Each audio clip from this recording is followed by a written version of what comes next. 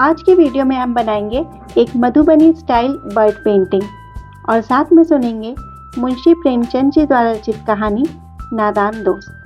पहले पेंटिंग के बारे में बात करते हैं। ये पेंटिंग मैंने बनाई है कैनवास शीट पर, जिसका साइज है 10 बाय 10 इंच। इस पेंटिंग को बनाने के लिए मैंने यूज़ किए हैं एक्रेलिक कलर्स और बॉर्डर्स एंड डिटेलिंग पार्ट के लिए fine line black markers. Painting से रिलेटेड सारे डिटेल्स आप डिस्क्रिप्शन बॉक्स में भी चेक कर सकते हैं। So pick up your colors, relax your mind and enjoy this art plus story experience only on Art Curry। Keshav के घर में कार्निस के ऊपर एक चिड़िया ने अंडे दिए थे। केशव और उसकी बहन श्यामा दोनों बड़े ध्यान से चिड़ियों को वहां आते जाते देखा करते। सवेरे दोनों आंखें मलते कार्निस के सामने पहुंच जाते और चिड़ा या चिड़िया दोनों को वहां बैठा पाते। उनको देखने में दोनों बच्चों को न मालूम क्या मजा मिलता। दूध और जलेबी की भी सुधना रहती थी।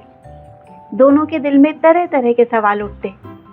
अंडे कितने बड़े होंगे, किस रंग के होंगे, कितने होंगे, क्या खाते होंगे, उनमें बच्चे किस तरह निकल आएंगे, बच्चों के पर कैसे निकलेंगे, घोंसला कैसा है। लेकिन इन बातों का जवाब देने वाला कोई नहीं।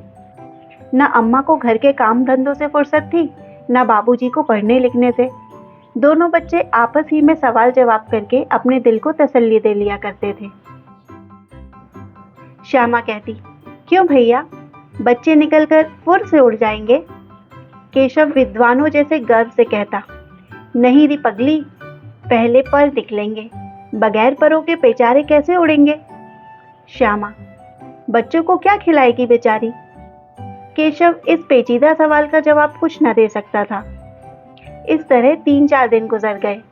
दोनों बच्चों की जिज्ञासा दिन दिन बढ़ती जाती थी। अंडों को देखने के लिए वह अधीर हो उठते थे। उन्होंने अनुमान लगाया कि अब बच्चे जरूर निकल आए होंगे। बच्चों के चारों का सवाल अब उनके सामने आ खड़ा हुआ। चिड़िया बेचारी इतना दाना कहाँ पाएगी कि सारे बच्चों का पेट भरे। गरीब बच्चे भूख के मारे चू चू करके मर जाएंगे। इस मुसीबत का अंदाजा करके दोनों घबरा उठे। दोनों ने फैसला किया कि कार्निस पर थोड़ा सा दाना रख दिया जाए।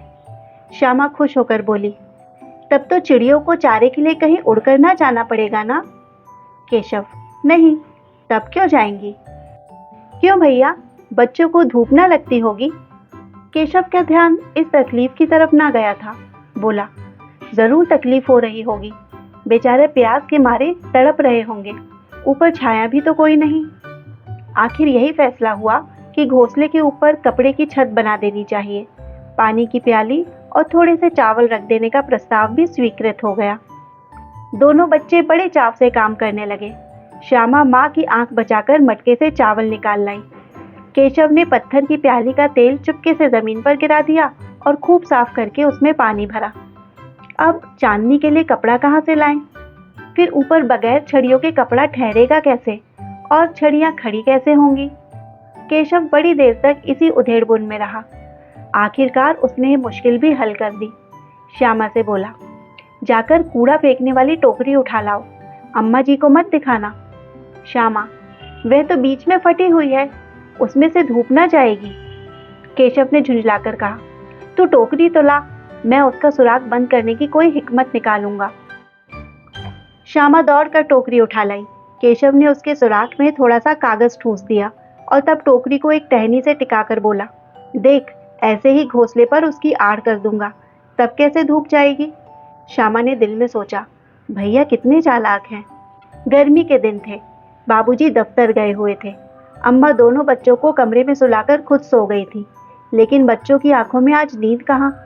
अम्मा जी को बहकाने के लिए दोनों दम रोके आंख बंद किए मौके का इंतजार कर रहे थे। जो ही मालूम हुआ कि अम्मा जी अच्छी तरह से सो गई, दोनों चुपके से उठे और बहुत धीरे से दरवाजे की सिटकनी खोलकर बाहर निकल आए। अंडों की हिफाजत करने की तैयारियां होने लगी। केशव कमरे में से एक स्टूल उठा लाया, लेकिन जब उससे काम न चला तो नहाने की चौकी लाकर स्टूल के नीचे रखी और डरते डरते स्टूल पर चढ़ा। श्यामा दोनों हाथों से स्टूल पकड़े हुए थी।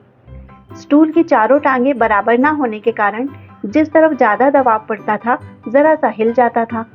उस वक्त केशव को कितनी तकलीफ उठानी पड़ती थी, ये उसी का दिल जानता था। दोनों हाथों से कार्निस पकड़ लेता और श्यामा को दबी आवाज से डांटता, अच्छी तरह पकड़ वरना उतरकर बहुत मारूंगा। मगर बेचारी श्यामा का दिल तो ऊपर कार्निस पर था। बार बार उसका ध्यान उधर चला जाता और हाथ ढीले पड़ जाते। केशव ने ज्यों ही कार्निस पर हाथ रखा, दोनों चिड़ियां उड़ गई।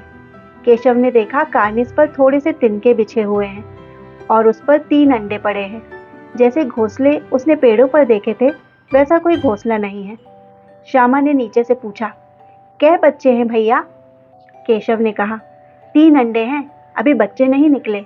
श्यामा, जरा हमें दिखा दो भैया, कितने बड़े हैं?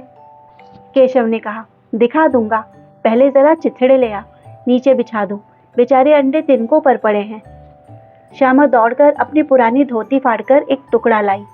केशव ने झुककर कपड़ा ले लिया, उसके कई तह करके उसने एक गद्दी बनाई और उसे तिनकों पर बिछाकर तीनों अंडे उस पर धीरे से रख दिए। श्यामा ने फिर कहा, हमको भी दिखा दो भैया।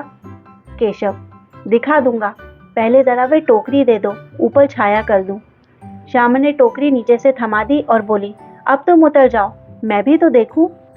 केशव ने टोकरी को एक टहनी से टिकाकर कहा, जा दाना और पानी की प्याली ले आ, मैं उतर आऊं तो दिखा दूंगा। श्यामा प्याली और चावल भी लाई। केशव ने टोकरी के नीचे दोनों चीजें रख दी और आहिस्ता से उतर आया। श्यामा ने गिड़गिड़ाकर कहा, अब हमको भी चढ़ा दो भैया। केशव, तू गिर पड़ेगी। ना गिरूंगी भैया, तुम नीचे से पकड़े रहना। केशव, ना भैया, कहीं तू गिरा पड़ी तो अम्मा जी मेरी चटनी ही कर डालेंगी, कहेंगी कि तूने ही चढ़ाया था। क्या करेगी देखकर? अब अंडे बड़े आराम से हैं, जब बच्चे निकलेंगे तो उनको पालेंगे। दोनों चिड़ियां बार बार कार्निस पर आती थी और बगैर बैठे ही उड़ जाती थी। केशव ने सोचा, हम लोगों के डर के मारे नहीं बैठती। स्टूल उठाकर कमरे में रखाया और चौकी जहां की थी वहां रख दी। श्यामा ने आंखों में आंसू भरकर कहा, तुमने मुझे नहीं दिखाया, मैं अम्मा जी से कह दूंगी। केशव, अम्मा जी से कहेगी तो बहुत मारूंगा, कहे देता हूं। श्यामा, तो तुमने मुझे दिखाया क्यों नहीं? केशव, और गिर पड़ती तो 4 सर ना हो जाते? श्यामा, हो जाते तो हो जाते, देख लेना, मैं कह दूंगी। इतने में कोठरी का दरवाजा खुला और माँ ने धूप से आंखों को बचाते हुए कहा, तुम दोनों बाहर कब निकल आए? मैंने कहा था ना कि दोपहर को ना निकलना। किसने किवाड़ खोला? किवाड़ केशव ने खोला था, लेकिन श्यामा ने माँ से यह बात नहीं कही। उसे डर लगा कि भैया पिट जाएंगे। केशव दिल में कांप रहा था कि कहीं श्यामा कह ना दे। अंडे ना दिखाए थे, इससे अब उसको श्यामा पर विश्वास न था। श्यामा सिर्फ मोहब्बत के मारे चुप थी या इस कसूर में हिस्सेदार होने की वजह से, इसका फैसला नहीं किया जा सकता। शायद दोनों ही बातें थी। माँ ने दोनों को डांट टपट कर फिर कमरे में बंद कर दिया और अब धीरे धीरे उन्हें पंखा झलने लगी। अभी सिर्फ 2 बजे थे, बाहर तेज लू चल रही थी। अब दोनों बच्चों को नींद आ गई थी। 4 बजे यकायक श्यामा की नींद खुली। किवाड़ खुले हुए थे। वह दौड़ी हुई कार्निस के पास आई और ऊपर की तरफ ताकने लगी। टोकरी का पता न था। संयोग से उसकी नजर नीचे गई और वह उल्टे पांव दौड़ती हुई कमरे में जाकर जोर से बोली, भैया अंडे तो नीचे पड़े हैं, बच्चे उड़ गए। केशव घबराकर उठा और दौड़ता हुआ बाहर आया तो क्या देखता है कि तीनों अंडे नीचे टूटे पड़े हैं और उनसे कोई चूने की सी चीज बाहर निकल आई है। पानी की प्याली भी एक तरफ टूटी पड़ी है। उसके चेहरे का रंग उड़ गया। सहमी हुई आंखों से जमीन की तरफ देखने लगा। श्यामा ने पूछा, बच्चे कहाँ उड़ गए भैया? केशव ने करुण स्वर में कहा, अंडे तो फूट गए। और बच्चे कहाँ गए? केशव, तेरे सिर में, देखती नहीं अंडों से उजला उजला पानी निकल आया है, वही 2-4 दिन में बच्चे बन जाते। माँ ने सोटी हाथ में लिए हुए पूछा, तुम दोनों वहां धूप में क्या कर रहे हो? श्यामा ने कहा, अम्मा जी चिड़िया के अंडे टूटे पड़े हैं। माँ ने आकर टूटे हुए अंडों को देखा और गुस्से से बोली, तुम लोगों ने अंडों को छुआ होगा। अब तो श्यामा को भैया पर जरा भी तरस न आया। उसी ने शायद अंडों को इस तरह रख दिया कि वह नीचे गिर पड़े। इसकी उसे सजा मिलनी चाहिए। बोली, इन्होंने अंडों को छेड़ा था अम्मा जी। माँ ने केशव से पूछा, क्यों रे? केशव भीगी बिल्ली बना खड़ा रहा। माँ ने कहा, तू वहां पहुंचा कैसे? श्यामा, चौके पर स्टूल रखकर चढ़े अम्मा जी। केशव, तू स्टूल थामे नहीं खड़ी थी? श्यामा, तुम्ही ने तो कहा था। माँ ने कहा, तू इतना बड़ा हुआ, तुझे अभी तक इतना भी नहीं मालूम कि छूने से चिड़ियों के अंडे गंदे हो जाते हैं। चिड़िया फिर इन्हें नहीं सहती। श्यामा ने डरते डरते पूछा, तो क्या चिड़िया ने अंडे गिरा दिए हैं अम्मा जी? माँ, और क्या करती, केशव के सिर इसका पाप पड़ेगा। हाय हाय, जाने ले ली दुष्ट ने। केशव रोनी सूरत बनाकर बोला, मैंने तो सिर्फ अंडों को गद्दी पर रख दिया था अम्मा जी। माँ को हंसी आ गई, मगर केशव को कई दिनों तक अपनी गलती पर अफसोस होता रहा।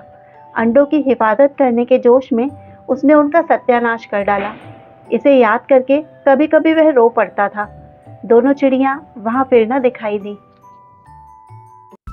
तो ये थी कहानी नादान दोस्त। एक कहानी जो हमें सिखाती है कि नीयत भले ही अच्छी हो, लेकिन बिना समझदारी के किए गए काम का परिणाम दुखद भी हो सकता है। अगर आपको ये वीडियो पसंद आया तो इसे ज़रूर लाइक करें और हमारे चैनल को सब्सक्राइब करना ना भूलें। तो मिलते हैं नेक्स्ट वीडियो में एक नई कहानी और एक यूनिक आर्ट वर्क के साथ।